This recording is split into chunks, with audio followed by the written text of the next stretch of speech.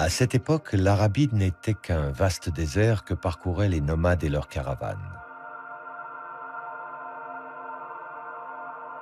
L'oasis de la Mecque abritait la Kaaba, un sanctuaire où l'on vénérait encore de multiples dieux, des idoles de pierre. Pourtant, les tribus juives et les chrétiens présents en Arabie diffusaient depuis longtemps déjà l'idée de la foi en un Dieu unique. Parmi les habitants de la Mecque, un homme faisait exception. Il s'appelait Mohammed, Mahomet. Marchand caravanier, âgé d'à peine 40 ans, il avait pour habitude de partir méditer seul dans une grotte. C'est là qu'il a reçu, en l'an 610, sa première révélation. Un homme lui apparut. Et cet homme que le prophète Mahomet a vu, c'était Djibraïl, l'archange Gabriel. Cet archange en qui les chrétiens et les juifs croient aussi.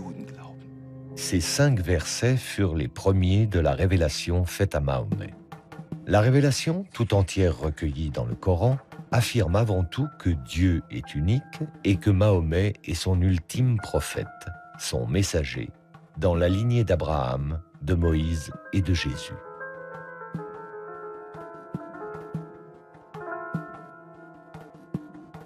Elle aborde aussi les grands thèmes de la soumission à Dieu, de la récompense des fidèles ou du jugement dernier.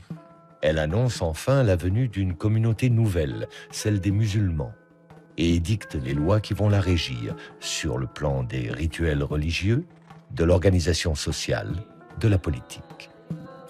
Au fur et à mesure qu'il les recevait, Mahomet partageait ses révélations avec Khadija, sa femme, puis avec son cousin Ali et ses amis proches, qui allaient former son premier cercle de fidèles, les compagnons. Les Mécois se montrèrent tout d'abord indifférents aux prédications de Mahomet. Mais quand le prophète les exhorta à renoncer au culte païen des idoles, ils se mirent à le persécuter. Mahomet fut contraint de quitter la Mecque. C'est à Médine, une oasis où vivaient de nombreux Arabes convertis au judaïsme, que le prophète s'installa en l'an 622 avec ses premiers fidèles, les compagnons, dont Abu Bakr, Omar, Ousmane et son cousin Ali. Médine fut sacrée capitale du premier État islamique. À la tête d'une communauté nouvelle et dotée d'une puissante armée, le prophète Mahomet partit à la conquête de nouveaux territoires. Le prophète meurt en l'an 632. À sa mort, la presque totalité de la péninsule arabique s'était ralliée à la foi monothéiste de l'islam. Mais le prophète ne laissa aucune indication quant à sa succession. Ses 4 compagnons se réunirent et c'est Abu Bakr qui fut désigné premier calife. Ali revendique aussi la succession, au nom des liens du sang qui l'unissaient au prophète, mais le califat lui fut refusé. Et c'est cette première divergence qui, 2 siècles plus tard, divisera les musulmans en 2 branches. Les sunnites, aujourd'hui majoritaires dans le monde, qui s'attachent à la lignée des califes Abu Bakr, Omar et Ousmane, et les chiites, qui se rattachent à Ali. Alors qui, une fois le prophète disparu, allait prendre l'initiative de la mise par écrit du Coran? Qui allait faire des révélations un véritable livre? Avec quelle volonté? Strictement religieuse ou déjà politique? C'est à cette tâche que s'est consacré le calife Ousmane, 3e successeur du prophète Mahomet, et dont le récit de la tradition musulmane a établi précisément les conditions et les enjeux. À l'époque du calife Ousmane, l'empire islamique s'est considérablement étendu. Au nord, vers les provinces de Cham, l'actuelle Syrie, mais aussi à l'est, vers les provinces de Perse, et à l'ouest, vers l'Égypte. Le règne d'Ousmane fut une longue crise.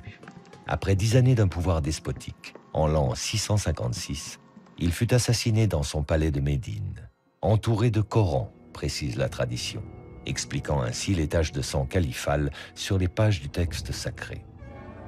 Les révoltés auraient accusé Ousmane d'avoir imposé par la force sa seule version officielle du Coran. Le Coran, c'était plusieurs livres et toi, tu les as réduits à un seul. Allusion directe aux versions concurrentes d'Ali et de Ibn Masoud, détruites sur ordre d'Ousmane. Ali, qui avait revendiqué la succession par ses liens de sang avec le prophète Mahomet, fut porté au pouvoir. Mais son règne tourna court. Ali fut destitué par un jeune gouverneur de Syrie, du nom de Muawiyah, un proche du calife Ousmane.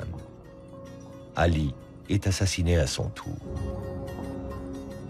Muawiyah s'empara alors du pouvoir et fonda en l'an 661 la puissante dynastie des Omeyyades.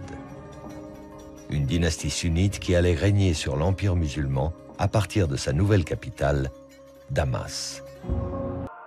L'autre défi, d'importance, se trouvait du côté de Byzance et de son puissant empire chrétien gréco-oriental, lui-même héritier de l'empire romain.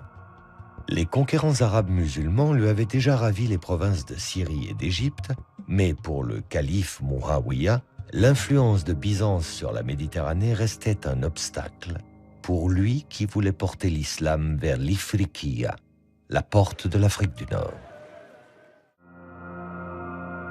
Avec des territoires conquis de la Méditerranée aux confins de l'Asie centrale, l'islam pouvait affirmer sa puissance face à l'empire chrétien de Byzance comme troisième et dernière religion révélée.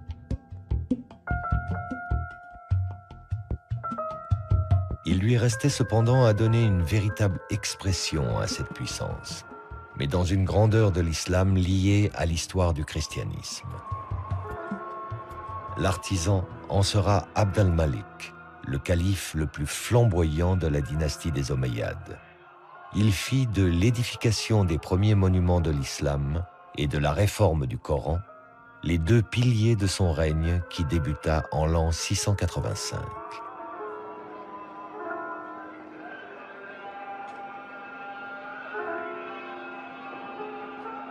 Sur l'emplacement même de la mosquée, avant que la région ne soit conquise par les musulmans, se trouvait une petite église dédiée à Saint Jean le Baptiste, une figure chrétienne présente dans le Coran sous le nom de Yahya. Son tombeau fut gardé au centre de la salle de prière et il est toujours, aujourd'hui, vénéré par les musulmans.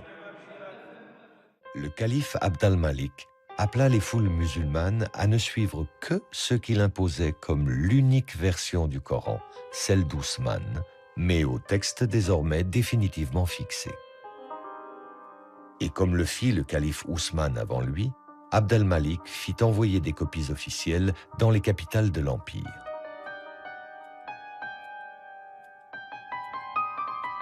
Moins d'un siècle à peine après la disparition du prophète Mahomet, l'islam, au même titre que les deux religions révélées, détient son livre. L'œuvre du calife Ousmane et sa volonté d'un Coran unique et unifié sont enfin accomplies.